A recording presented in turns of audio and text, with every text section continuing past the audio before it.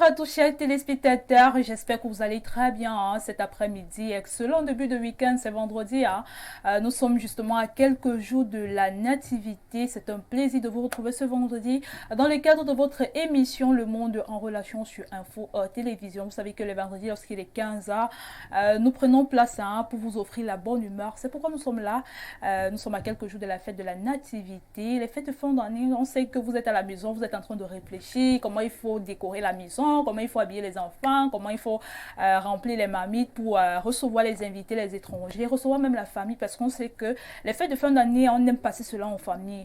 Nous sommes de tout cœur avec vous, on vous souhaite beaucoup de courage dans ce sens-là. Mais nous, on va parler de pédagogie cet après-midi avec nos invités qui sont déjà confortablement installés sur le plateau. Mais avant de les accueillir, faire un clin d'œil à nos fan clubs, ceux-là qui nous regardent à travers le monde entier. Vous savez que Info Télévision, Canal 307 est regardé à l'international partout. Ici au Cameroun, on fait un clin d'œil au fan club. On a Abasia, on a Kousseri, on a Ngaounderi, on a Kribi, on a Douala, on a ceux de la diaspora qui nous regardent. Alors, on vous fait un clin d'œil. Vous êtes bien évidemment en compagnie de l'équipe d'info du monde en relation sur Info Télévision. Voilà, du côté de Bachia, on va faire un coucou à maman Angèle qui nous regarde, qui est devant son petit écran. On pense à Tata Fleur qui nous regarde. On pense également à tous ceux tous les petits qui sont là tout autour, qui sont concentrés, qui sont devant leur écran pour recevoir la bonne humeur de notre part cet après-midi. Alors, on vous fait un clin d'œil. Alors, nos invités sont là confortablement installés. On va parler de pédagogie comme je l'annonçais. On va recevoir M. Kenyé Jules Newton, qui est un habitué de ce plateau-là. Vous savez, c'est un homme intelligent, un homme de l'entrepreneuriat intelligent, un homme de l'éducation. Vraiment, il a plusieurs casquettes en tout cas. M. Kenyé, bienvenue sur le plateau à nouveau. Bonsoir Landrine, c'est un plaisir toujours renouvelé d'être en contact avec les auditeurs. Les téléspectateurs. Les téléspectateurs, d'accord. Les téléspectateurs voilà, d'Info TV au Cameroun et à travers le monde entier. Nous sommes là aujourd'hui pour, comment dirais-je, mettre en exergue les fruits de la recherche que nous avons menée depuis 30 ans au service du système éducatif pour un Cameroun qui doit accéder au statut de pays industrialisé à l'horizon 2035, tel que voulu par le chef de l'État, son Excellence Paul Biya. Alors, on a également de l'autre côté l'enseignante-chercheur qui est Ritandi, qui est en notre compagnie cet après-midi. On va parler également avec elle de la pédagogie, puisqu'elle est enseignante. Elle va essayer de nous dire qu'est-ce qui coince dans ce système éducatif camerounais, pourquoi malgré tout les unités d'enseignement qu'on a dans notre système éducatif, vraiment, ça n'arrive pas toujours à décoller. Il y a toujours quelque chose qui manque. Quand on a nos enfants qui rentrent tous les soirs avec des devoirs, des cours, on se dit vraiment, il y a quelque chose qu'il faut améliorer pour que vraiment ces enfants-là puissent avoir un système éducatif parfait. Rita, bonsoir et bienvenue sur le plateau du Monde en relation. C'est une première. Good evening, madam, and thank you very much. First of all, I'll begin by defining pedagogy. Or in French, c'est l'art ou la science encore d'enseigner ou de l'enseignement. Meaning in English, pedagogy actually is the science or the arts of teaching. And usually, sometimes we call it the strategy educators use in teaching. When we talk about the problem we face in our educational systems, we should first of all look at what are the problems. For example, is there actually a teacher-learner relationship in our schools? And talking about the competencies, are competencies we give to the children directed to the professional world? Those are the questions we actually put on the table. Ok, thank you. Avant de continuer, avant de rentrer pleinement dans le vif de notre sujet cet après-midi, je pense qu'on n'oublie pas, on a nos téléspectateurs phares qui réclament leur rubrique vue sur la toile. Alors, grâce au concours de la réalisation, on va prendre cette première rubrique, on se retrouve juste derrière pour poursuivre cette émission.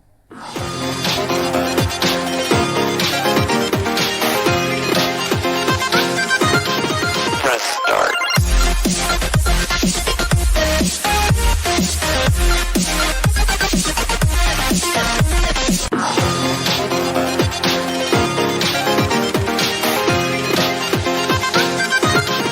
Press start.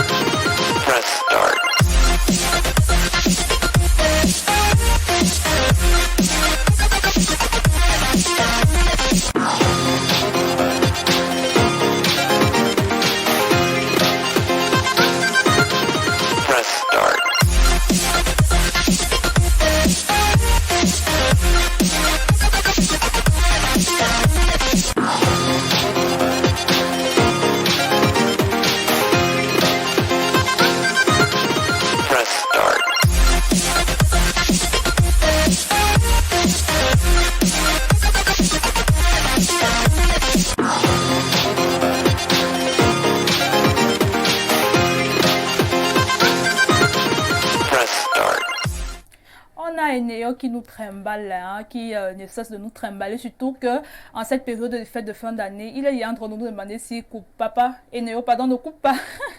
Et néo ne coupe pas. Nous sommes juste à quelques jours des fêtes de fin d'année, et puis on n'aimerait pas passer cette période-là dans le noir. Parce que si tu coupes en cette période, vraiment, nous sommes vraiment très courtois avec toi. Nous sommes vraiment à tes pieds. Vraiment, on te supplie de ne pas couper. Parce que si tu coupes vraiment, notre bonheur de ces fêtes dépend de toi. Voilà, on supplie et on lui demande de ne pas couper. Parce que les cœurs de nos téléspectateurs, j'ai les réactions ici. Les gens qui disent que pardon, dis Néo de ne pas couper. Parce que quand il envoie les messages là, c'est grave. Alors voilà, je pense qu'il est temps. Vous avez remarqué que cet après-midi, je suis pas en compagnie de Francine Ateba qui est justement du côté de Messam donc pour un reportage. Vendredi prochain sera en notre compagnie. Mais cela ne nous empêche pas de poursuivre cette émission avec nos invités qui sont confortablement installés sur le plateau. Alors, je vais me tourner de monsieur Jules Kenyé d'abord avant de repartir vers madame Rita Ndi. Alors, monsieur Kenyé, parlant du système éducatif camerounais, on va se demander qu'est-ce qui coince réellement, qu'est-ce qui ne va pas. Bon, disons que le système éducatif camerounais souffre d'un mal qui est connu. Nous l'avons hérité de la colonisation. Et ce système ne nous a pas été légué pour qu'on se développe. Tous les outils ont été mis à l'intérieur pour qu'on reste à la traîne. Donc la faute n'est pas du côté des enseignants, encore moins de l'État. Mais il faut simplement dire qu'il nous revient à nous de mener des réflexions, de prendre des décisions courageuses pour pouvoir aller vers ce qui a marché. Or, parfois, on n'a pas toujours besoin d'aller copier ailleurs. Moi, j'imagine Landrine qui aujourd'hui prépare des mets traditionnels très bien, elle a appris auprès de sa maman. Mais maman n'est pas allée dans une école. Exactement. Ça veut dire que maman avait déjà une science, elle avait une pédagogie, elle avait une méthodologie qu'elle utilise pour te transmettre les savoirs depuis le sein maternel. Ouais. Maintenant, d'où vient-il qu'aujourd'hui, on est obligé de mettre tout de côté pour nous imposer tous les éléments de l'extérieur? Donc, une recherche menée nous a simplement permis de comprendre que les sciences ancestrales, nos ancêtres avaient déjà toutes les clés pour nous éduquer, toutes les clés pour faire de nous des êtres humains, toutes les clés pour nous donner des outils pour qu'on puisse nous développer. Mais la civilisation étrangère qui nous a été imposée nous a détachés de notre culture, nous a fait perdre nos repères. Et pour exemple, vous verrez, tous les pays du monde qui sont développés font la science en leur langue, en leur croyance, ici, au en leur Cameroun, culture. Quand même, on a déjà introduit les cours de langue maternelle. Ça, c'est du saupoudrage. Il faut faire un travail de fond. Ah ouais. Quand vous prenez par exemple un système comme le système japonais, l'alphabet s'apprend en japonais, la mathématique se fait en japonais, les sports se font en japonais, les chants se font en japonais, la réflexion se fait de manière japonaise, tout est japonais. Mais dites-moi dans l'éducation camerounaise, qu'est-ce qui est camerounais? La langue, elle est française ou anglaise? Hein? Ouais. La religion, elle est occidentale. La manière de faire le sport, c'est une manière occidentale. Depuis quelque temps, on nous casse les tympans avec le karaté, le waiduriu, le tout ça qui est extrême oriental. Et tout ça, c'est comme si l'Afrique n'avait pas de culture. Or, les historiens arrivent à démontrer que la civilisation est africaine. Tout est parti de l'Afrique. Donc aujourd'hui, on ne peut pas parler de l'éducation, surtout si on veut qu'elle soit efficiente et efficace, si on ne peut pas puiser dans notre propre culture, dans notre propre patrimoine, de manière endogène. Nous avons tous les éléments, même pour devenir la première puissance mondiale. Il faut les retrouver dans notre culture. Déjà, une maladie aujourd'hui, quand votre enfant parle nos langues nationales, qu'on appelle abusivement patois, que je condamne avec la dernière édition des langues nationales, on dit qu'il est villageois. Mais je ne sais pas encore est-ce qu'il est villageois. C'est la langue, c'est nos langues nationales. Même dans la Constitution, il est clairement écrit le français et l'anglais sont les langues officielles. Ce n'est pas les langues nationales. Ce n'est pas nos langues. Exactement. Donc, il est question aujourd'hui d'aller un peu plus loin, pas simplement d'introduire l'enseignement de nos langues à l'école, mais d'enseigner suivant nos propres paradigmes, suivant notre culture, suivant notre rationalité, suivant notre logique et notre raisonnement. Nous ne raisonnons pas comme l'Asiatique ou bien comme l'Indien. Non. Ouais. Et c'est pour ça que vous voyez, on est toujours en déphasage. L'Afrique, dans tous les classements au monde, est dernière. Elle est dernière à cause de notre système d'éducation. On nous a appris à penser, pas selon ce que nos ancêtres nous ont dit, mais selon leur manière. Donc nous avons été programmés pour échouer. Il ne faut pas qu'on ait peur de le dire. Donc aujourd'hui, qu'on pense à remettre la science de l'éducation à sa place en prenant en compte notre environnement réel et endogène, vraiment quoi de plus normal, Landry? Voilà, qu'est-ce que vous proposez justement pour que ce système éducatif-là s'améliore, pour qu'on puisse parler vraiment de résultats assez efficaces, de résultats satisfaisants? Je pense que nous ne voulons plus faire de la spéculation, c'est-à-dire que tenir les hauts discours ou des grandes philosophies. Rita qui est en face de vous est le pur fruit de l'approche par métier. Aujourd'hui, c'est-à-dire elle s'est métamorphosée au point où même des personnes qui ont fait 20 ans d'enseignement n'arrivent plus à lui faire tête. Simplement parce qu'elle a pu acquérir les compétences qui la permettent de se déployer dans son environnement, qui est la pédagogie et la méthodologie.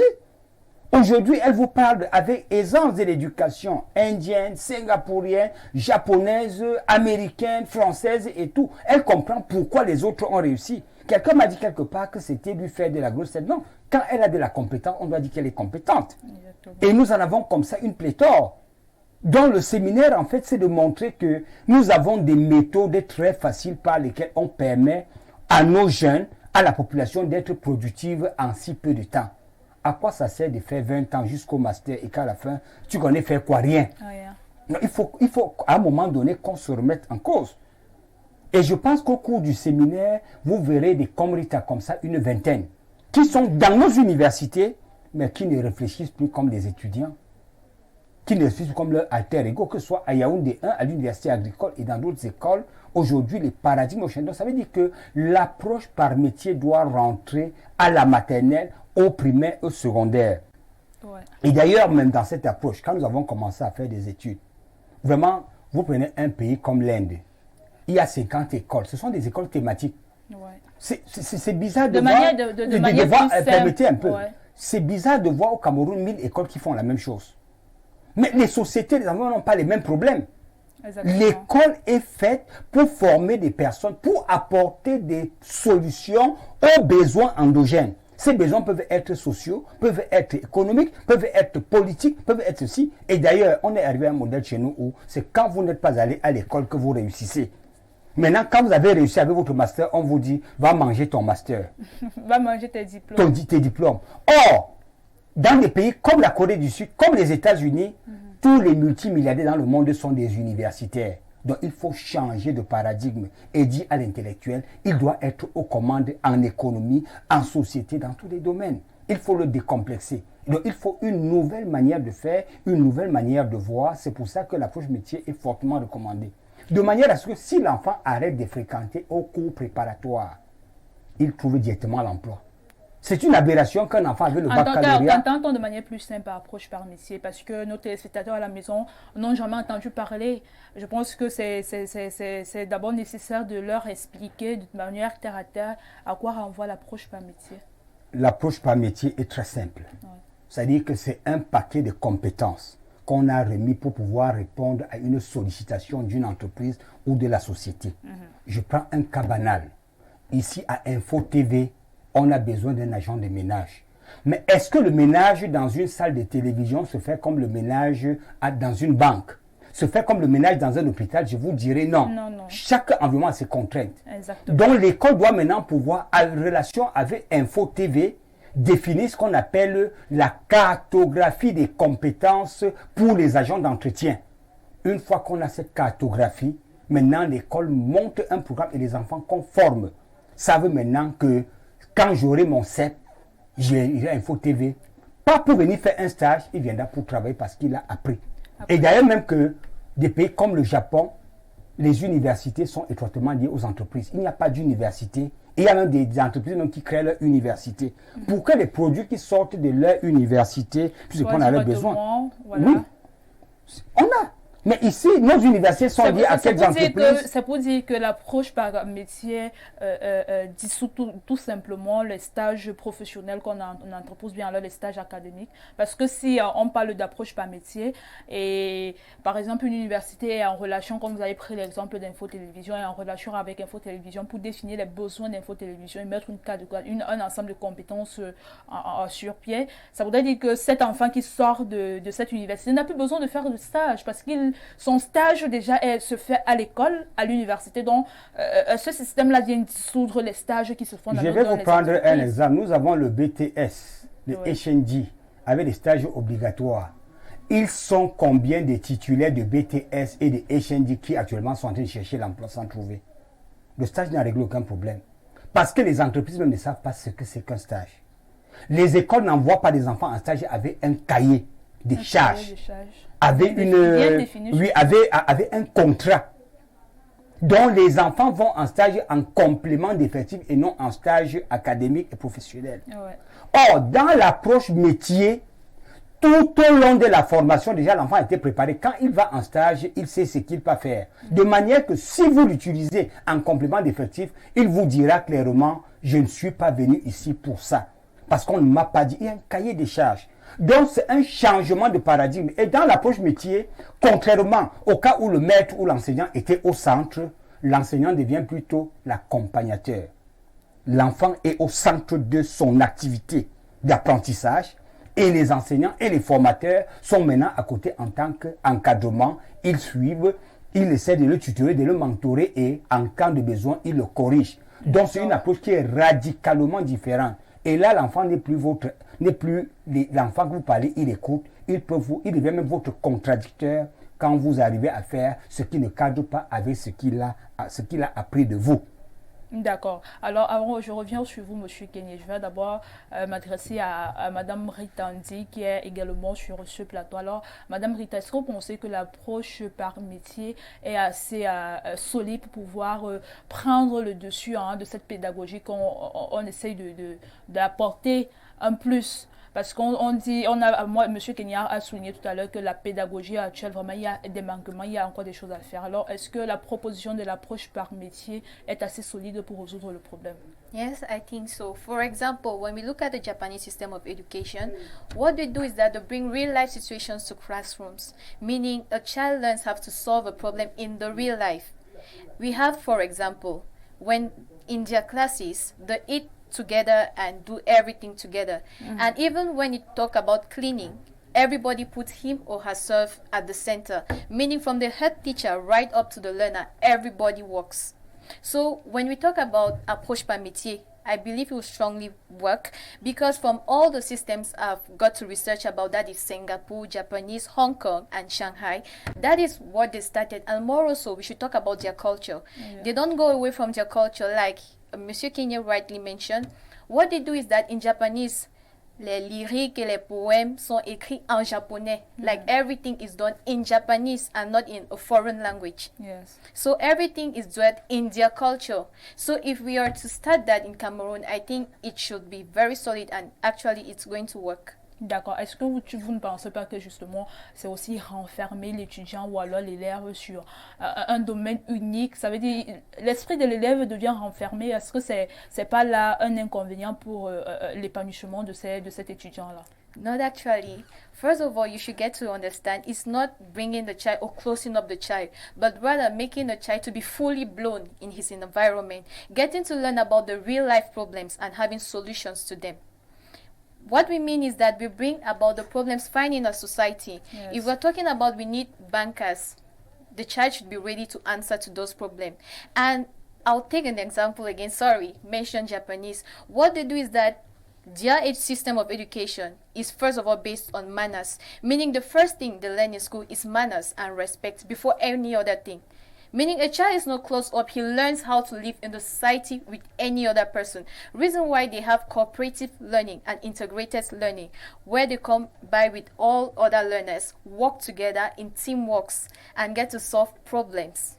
D'accord. Alors, Monsieur Kenny, est-ce que l'approche par métier, autant pour moi, est-ce que l'approche par métier répondra suffisamment aux demandes des Camerounais? Je pense qu'avant même que l'approche par métier ne soit annoncée, la demande est déjà perceptible. J'ai discuté encore hier avec le secrétaire à l'éducation pour le centre sud-est. Il m'a dit pourquoi vous avez posé ce problème sur la table très tard, parce qu'il est déjà un peu fatigué. J'ai dit il n'est pas très tard, chaque chose arrive en son temps. Le gros du problème ici, c'est que nous avons deux grandes réformes à faire. Il y a la réforme structurelle et il y a la réforme infrastructurelle. Madame Dirita vient de dire quelque chose de fondamental. Le savoir-vivre commence à l'école. Or, tel que nos écoles sont construites, sont structurées et fonctionnent actuellement, on est voué à l'échec. L'enfant ne se socialise pas. Parce que dans l'éducation japonaise, l'école commence par l'apprentissage de deux valeurs. Vraiment, quand on me dit qu'un enfant a 17 à la maternelle, il est premier, c'est un scandale. Ça n'a aucun sens. Comment ça me choque? Ça n'a aucun sens. Je ne sais pas ce que l'enfant à la maternelle doit faire pour qu'on commence à l'apprécier, à le noter.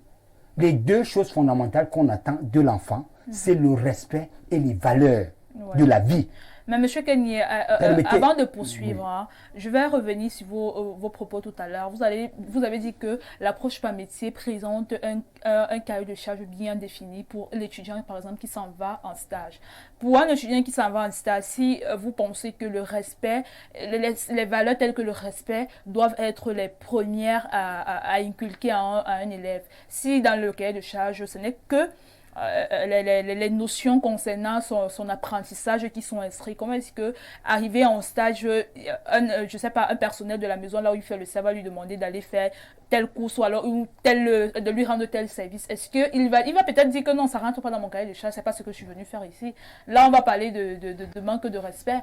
Je pense que nous avons une manière très superficielle de considérer les choses.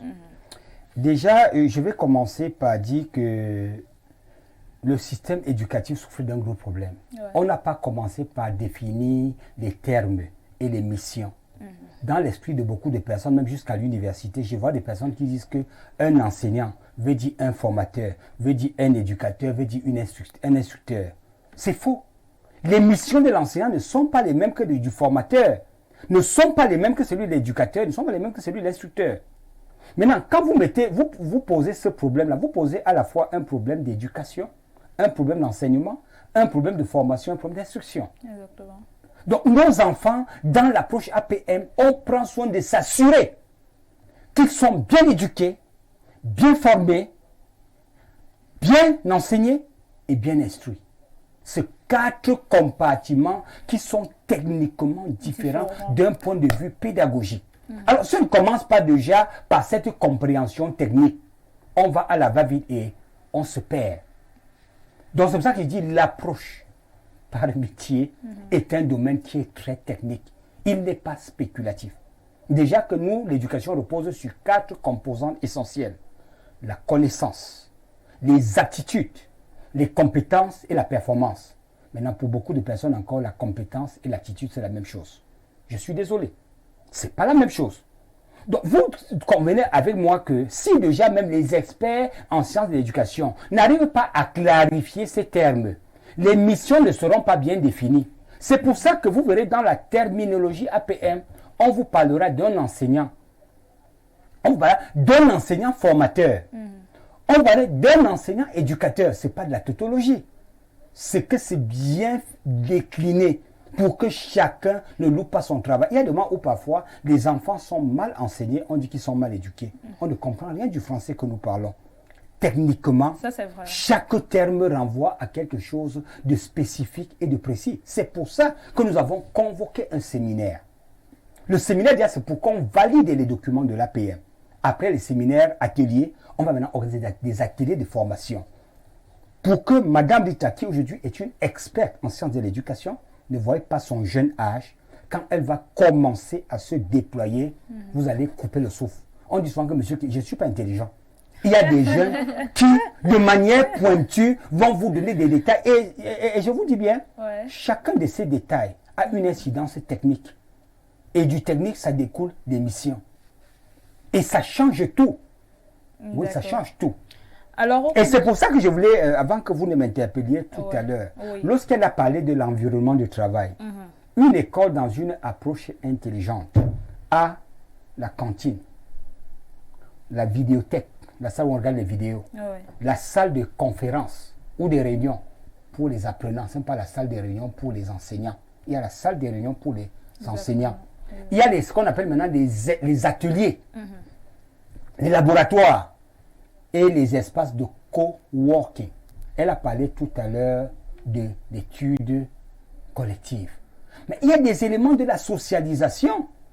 Nos enfants sont éduqués. Quand on dit maintenant aujourd'hui que les enfants, j'ai vu des scènes de violence des années passées où des enfants ont tué des enseignants. Mais ces enfants n'ont pas été socialisés. La socialisation n'a pas éduqué. Or, la socialisation découle des métiers de l'éducateur. L'éducation a disparu dans notre système d'enseignement. Quand elle dit ça, les gens sont choqués. Mais c'est une réalité.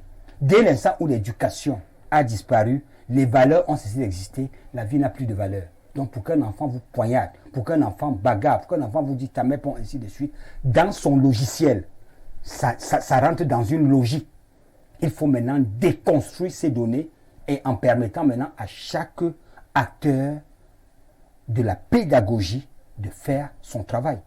Nous sommes très heureux aujourd'hui que les sciences de l'éducation reviennent en force. Il y a quelques années, on a tué les sciences de l'éducation dans le système. On a ramené l'éducation à l'enseignement. L'enseignement n'est qu'une partie des sciences de l'éducation. Je suis désolé. Donc il y a tellement de choses qu'il va falloir établir. Or, quand vous prenez par exemple le système japonais, je riais tout à l'heure parce que dans le système japonais, l'échec n'existe pas. Parce que les deux types d'intelligence, l'intelligence mémorielle et l'intelligence pratique, si l'enfant n'est pas faible, n'est pas fort en intelligence mémorielle, c'est qu'on dit l'intelligence, il a eu 20 de moyenne, il est fort en intelligence pratique, il peut monter les chaises et tout. Donc l'enfant avance. C'est l'entrée à l'université maintenant qui doit déterminer l'enfant parce que les notes qu'il a conditionnent sur le jalon de sa future carrière professionnelle. À ce moment, on ne coupe plus après les enfants. Les enfants arrivent à se stresser à cause des répétitions parce qu'il faut avoir la meilleure note à l'entrée à l'université. C'est bien construit. Et dans le système japonais, je vous assure, quand vous causez avec les Japonais, ils vous disent, ils savent ce que c'est qu'un enseignant, ce que c'est qu'un formateur, ce que c'est qu'un éducateur et ce que c'est qu'un instructeur. Mais vous, je pense que c'est, parlant de formateur, éducateur, instituteur, cela rentre également, on va également faire entrer le parent dans cette vague-là, parce que vous ne pensez pas que le parent également est interpellé dans cette vague de sciences de l'éducation-là. Si on ne pensait pas que dans les établissements, dans les universités, il devrait y avoir des conférences qui devraient convoquer les parents des étudiants que nous avons pour essayer de les mettre au même niveau. Parce que si on n'inclut pas les parents, un enfant qui est justement suivi par les sciences de l'éducation, à la maison, on va le croire dans un autre monde. Pourtant, il faudrait également que les parents de ces étudiants-là soient également au même niveau que leurs enfants. Avant que je n'arrive ici, j'ai eu des discussions avec certains parents. Je suis un peu désolé que le Cameroun ait eu deux systèmes d'éducation, mais qu'on n'ait pas profité de l'autre système. Dans le système anglo-saxon, Parents Teachers Association n'est pas simplement là pour collecter les frais et payer les vacations. Les parents ont cette association a un droit de regard sur les activités de l'école, sur l'infrastructure et sur le déroulement des enseignements et peut à un moment donné émettre son avis sur la qualité des enseignements, la qualité des enseignants et du personnel administratif. Mais chez nous, les APE sont devenus un centre d'agression des parents pour collecter l'argent qu'on ne sait pas ce qu'on en fait. Ça, je mets entre guillemets. Dans l'approche par métier, et je parle sous le regard de Rita, au niveau du manuel de procédure, quand l'enfant vient à l'école le lundi matin, si le cahier du parent n'est pas rempli, le parent rentre à la maison avec son enfant. Il y a un cahier du parent. Et le cahier du parent comporte 7 jours de la semaine. Ça veut dire que c'est 7 multiplié par les 36 semaines de l'année académique. Donc chaque semaine, de lundi à samedi, le parent doit être capable de se prononcer sur les activités de son enfant. Activités académiques, activités pratiques pour les compétences, activités sociales, activités familiales. Il y a un cahier où le parent remplit tous les jours. Et en termes de suivi. De manière à ce que, quand la fin du trimestre arrive, il y a ce que nous appelons la co-évaluation. Dans l'approche par métier, la co-évaluation est une opportunité maintenant qui est donnée aux parents, qui est lui-même acteur de la formation et l'éducation de son enfant, d'apprécier à la fois l'enfant et l'enseignant. Il y a un cahier de charges. Et cette note est prise en compte sur le plan professionnel. Donc, il y a un jury conforme par classe pour évaluer les enfants et il y a 6 sessions de co-évaluation au cours de l'année. À ce moment, maintenant, ça permet aux enfants de savoir si les enseignants font leur travail.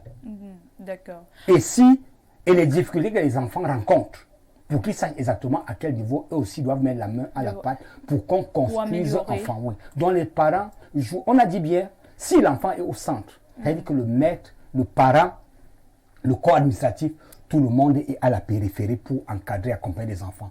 Donc c'est un système où, avec froideur, les enfants pourront de temps en temps nous interpeller. Dire peut-être à la maison, maman, tu ne fais pas ton travail. Monsieur, on devait avoir tel coup, tel jour. Parce qu'il y a un cahier des charges qui est connu de l'enfant. Si vous ne faites pas votre travail, l'enfant vous interpelle, il vous rappelle. Mais vous ramener à l'ordre n'est pas un signe que l'enfant soit mal éduqué. Mais c'est plutôt un signe que l'enfant est très bien éduqué.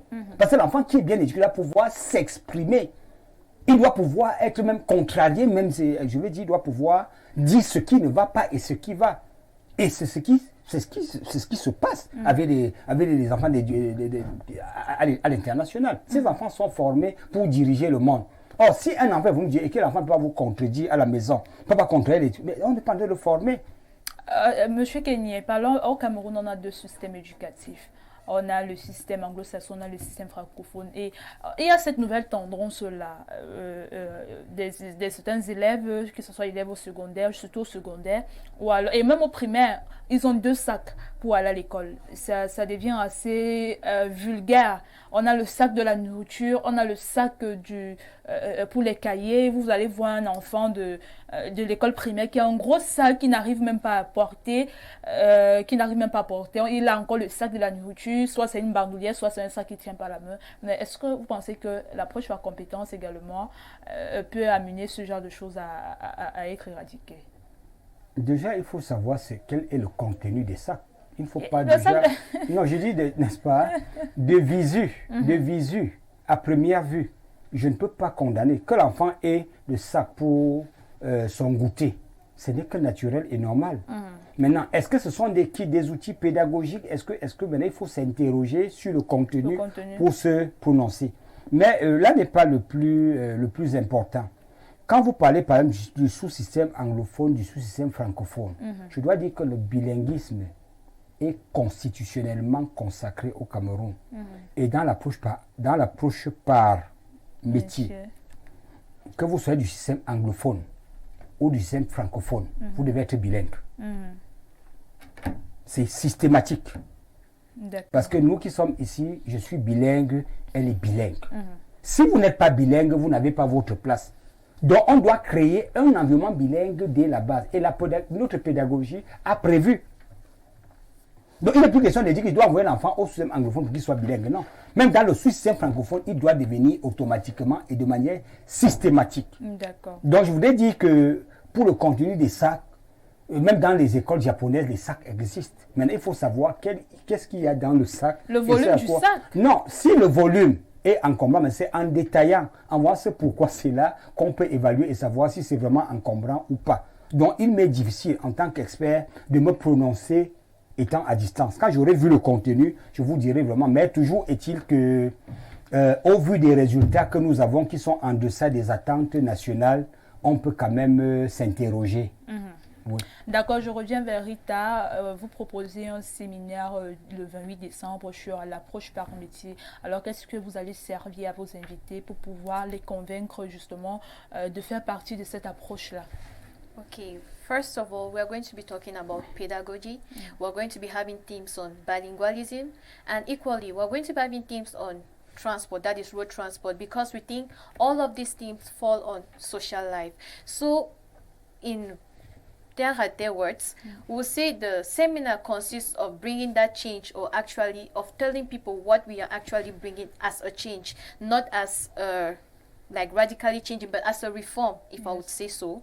So the seminar actually will be talking more of a workshop, like atelier, as we say in French, that we're going to be working close in hand with the Ministry of Education and the various partners who are going to be present on what actually is approche par métier and how it works and why we are bringing it. D'accord. Alors, ça se déroulera du 27 au 28 décembre. C'est un seul jour. No, it's going to be for 2 days, du 28 au 29. D'accord. Alors, ces conférences là seront ouvertes à tout type de public, que ce soit parents ou étudiants. Ou alors, quels sont les éléments requis pour pouvoir faire partie de cette conférence-là? Everybody is invited. We think pedagogy is each and every one of us affair. You are a parent, I am a student. You are forced to get implicated in the education of your child. So we think a learner, the administration, the hierarchy, and those making the policies actually are all invited. Equally, each and every one of us, be it me, be it you, or even our brothers and sisters at home are equally invited. It's going to be very enriching as they're going to learn many things on what they did not know, especially as it's going to be a workshop, meaning we're going to have different halls where the conference is going to hold. If you aren't interested maybe in this theme, I think the other one is going to catch you. Ok, thank you. Alors, Monsieur Kenny, avant de prendre la dernière tournée de l'émission, grâce au concours de la réalisation d'abord, on va prendre le hashtag et puis on se retrouve juste derrière, le temps de souffler.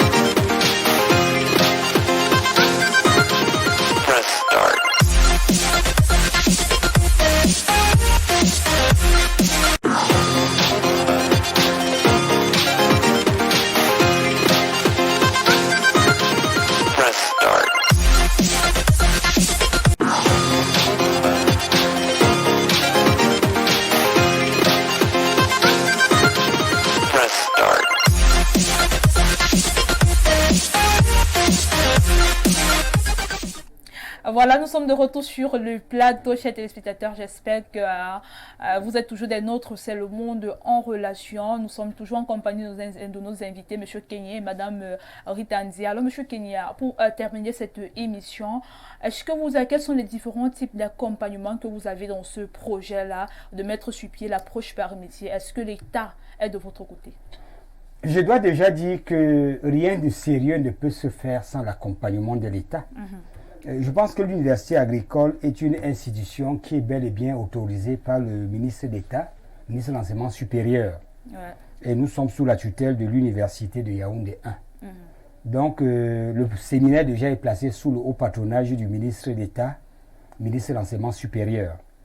Et tous les ministères techniquement compétents ont été associés, notamment le ministère de l'Éducation de base, le ministère des Enseignements secondaires, le ministère du Transport, le ministère de la Jeunesse, le ministère de l'Emploi et de la Formation professionnelle, le ministère des Mines, de l'Industrie et du Développement technologique, le ministère des Petites et Moyennes Entreprises, le ministère de l'Économie, du Plan et de l'Aménagement du Territoire. Il y a pratiquement une vingtaine de ministères qui sont associés.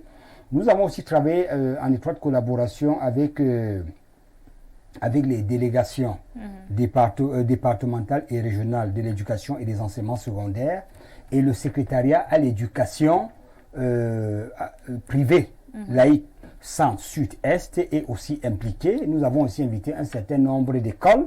Donc c'est pour dire que le séminaire en lui-même présente un enjeu national. Déjà que le but est d'accompagner le chef de l'État dans sa philosophie, dans sa vision, pour un Cameroun qui devient un nouveau pays industrialisé à l'horizon 2035. Et comme Rita l'a si bien dit, si les Asiatiques ont réussi en 20 ans, en 10 ans, pourquoi le Cameroun ne réussirait-il pas en 10 ans? Je pense qu'il faut simplement une mesure, des initiatives comme celle-ci. Et comme l'État a déjà prêté une oreille attentive, je pense que les jours qui viennent, beaucoup plus l'année prochaine, les choses vont passer à une autre vitesse. Et déjà même que beaucoup de parents ont déjà commencé à demander des fiches de réservation dès l'année prochaine pour faire basculer leurs enfants dans le système. D'accord. Alors, qu'est-ce que vous attendez de nos téléspectateurs et justement également du gouvernement? Quels sont les différents soutiens que vous attendez? Qu'est-ce que vous attendez du gouvernement exactement? Je pense que comme Rita l'a dit, vraiment l'approche par métier interpelle chaque citoyen de manière directe.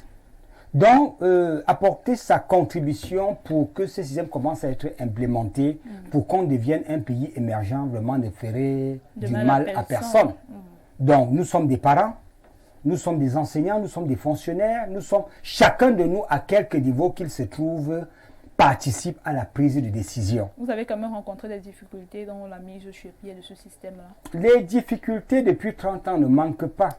C'est pour ça qu'il a fallu s'éprouver l'université agricole, la Mipromalo, l'université de Yaoundé 1, ça a été des cas écoles où on a eu des éléments qu'on va présenter. L'approche par métier, comme nous l'avons dit, aujourd'hui n'est plus une vue de l'esprit, elle n'est pas spéculative. Je suis très heureux de savoir que Rita elle-même était un pur fruit parce qu'elle a eu son bac, son DCE Advanced Level, option bilingue, il y a 2 ans. Mais de là, imaginez qu'en 2 ans, elle soit devenue enseignante, experte dans le domaine et tout, et les gens ne croient pas. Exactement. Malheureusement, c'est l'approche par... Elle est aujourd'hui l'une des meilleures expertes au Cameroun, je sais de quoi je parle. Et toute personne qui voudra la rencontrer sur le chemin pourra peut-être avoir une idée encore différente de celle que j'ai actuellement. En tout cas, on souhaite bon vent à Rita, également à vous. On espère que l'approche par métier viendra justement apporter quelques manquements à notre système éducatif actuel. On ne dit pas que notre système éducatif actuel est mauvais. Voilà, on veut juste l'améliorer. Je pense que c'est ça, monsieur Kenyé. Il faudrait juste l'améliorer à travers... Non, je pense que dire qu'il est mauvais, ce serait insulter l'intelligence camerounaise. Les Camerounais dans le monde, partout où ils arrivent, excellent. Le défaut, c'est que nous, on n'arrive pas à tuer notre propre intelligence pour faire décoller notre pays. Vous comprenez? Donc, il faudrait que nous chassions cette malédiction et que le Cameroun maintenant se mette vraiment en rang uni sur les autoroutes du développement. C'est de ça qu'il est. Voilà le défi que nous avons à relever. D'accord. Le système éducatif, il est bon, mais il ne nous profite pas. Tous les jeunes qui vont travailler aux États-Unis à la NASA, ils travaillent contre nous. Il est question maintenant que nous ayons nos propres jeunes qui travaillent maintenant pour le développement du Cameroun. Qu'on ait des véhicules, je ne sais pas, Mohamed, une Cameroun, des téléphones, des avions et tout. C'est de ça qu'il est question. D'accord. Alors, on espère que d'ici, avec vos propositions, les personnes adéquates ont écouté vos sollicitations et puis vos propositions sera prise en compte. Et puis, grâce au séminaire du 28 et du 29, cela va porter ses fruits. Alors, M. Kenyé, merci d'être passé à nouveau sur ce plateau. Je vous remercie infiniment. D'accord. On remercie également Madame l'enseignante, Madame Rita Nzi, qui était qui était sur notre plateau. Plaisir à partager. D'accord. Alors, on te souhaite bon vent dans ta carrière d'enseignante, chercheur et puis dans les sciences de l'éducation. Thank you very much. Ok. Alors, Monsieur Kenyé, on se dit à la prochaine. On remercie également nos téléspectateurs, ceux-là qui étaient devant le petit écran pour partager ces 52 minutes avec nous. On remercie la direction technique, Ben Vass à la réalisation. On remercie le Doubari Moulier derrière les caméras. On remercie la direction générale. On n'oublie pas le président directeur général de Donné 20 qui nous regarde sûrement sous le ciel du Yaoundé. Alors, on fait un clin d'œil à nos téléspectateurs privilégiés. Puis on se dit à vendredi prochain dans le cadre de votre émission Le Monde en Relation lorsqu'il sera 15h pile sur les antennes d'info aux télévisions. Alors, passez un très bon week-end en compagnie de nos programmes. Bonsoir.